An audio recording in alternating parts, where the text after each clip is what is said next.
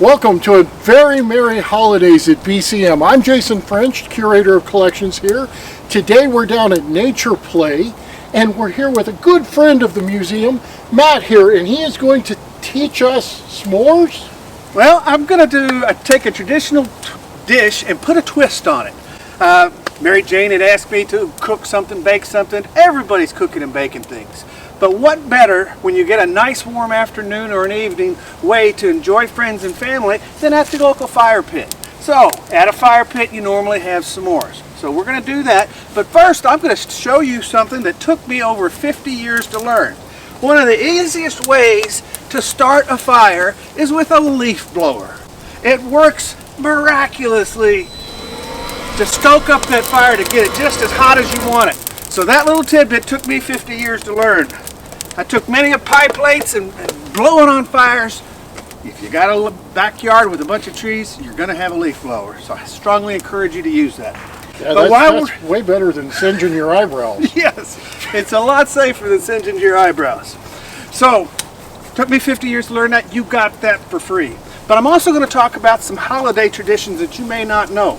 For instance, did you know that a traditional Christmas dish in England used to be a pig's head served with mustard? That's something interesting. Also, you've heard the story of a Yule log? Yule log started with the Norse. A father and son would find the biggest log they could get and they'd roll it out to the center of the village and the community, and as long as that log burned, they would be feasting.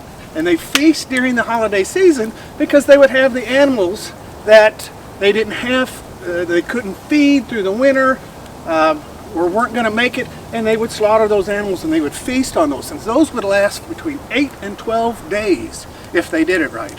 Another interesting tidbit, Christmas time was also for the Norse when their ales and meads would ferment.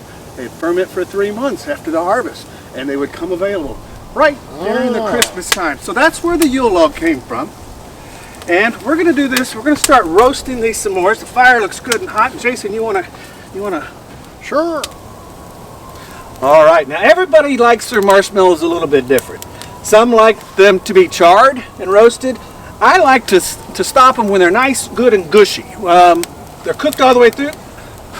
A little bit of singe there. Never hurt anybody. Nice little places down here into the fire that get it nice and brown and toasty. A couple of things while we're cooking I can share with you. In Italy, they often didn't have Christmas trees. They would stack boxes and decorate the boxes in layers. And in Venezuela, they often closed the streets and the people would roller skate to church.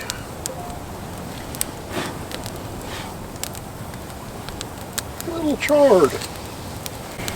As a British Christmas tradition, that a wish made while mixing the Christmas pudding would come true only if the ingredients were stirred in a clockwise position. And another thing, a Ukraine tradition, they would have an artificial spider and web on the tree because it was believed that if you found a spider web on a Christmas tree, Christmas Day, it would bring you good luck for the rest of the year. All right, a couple of interesting notes about Christmas. In 1607 in Jamestown, the first recorded evidence of eggnog in the United States existed. But not 80 years later in the city of Boston, Christmas was outlawed for a period of about 4 to 5 years. It was settled, at that time they had a lot of Puritans that settled the area, and Christmas was thought to be an extravagance that should not be endured. Germany gets the credit for having the first Christmas trees.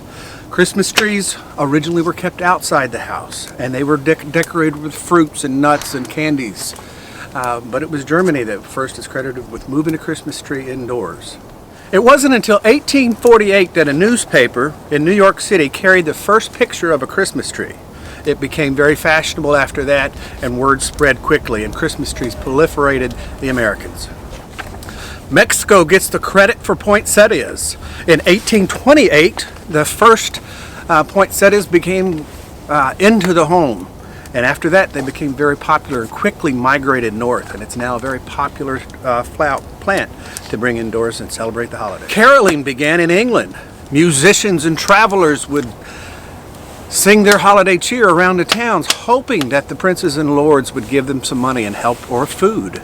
They came to the Americas with kids singing as part of their tradition. It was after the American Revolution that celebrating Christmas was not vogue. In fact, it was in 1787, after the American Revolution, Congress actually met on Christmas Day. It didn't become an official holiday until 1790. I think mine are a little well done.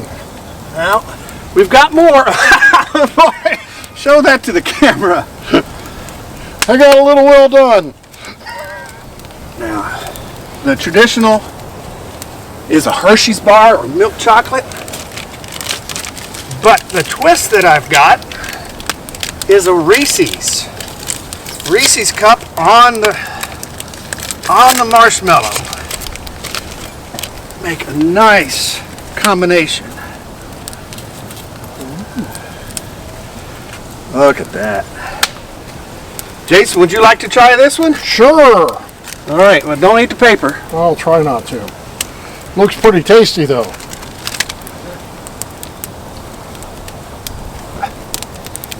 Chocolate should go on top. There's good, some more love. So share with your family and friends, maybe this new twist with the blower to help start the fire. A nice Reese cup, what do you think about that? Oh, You gotta show that face.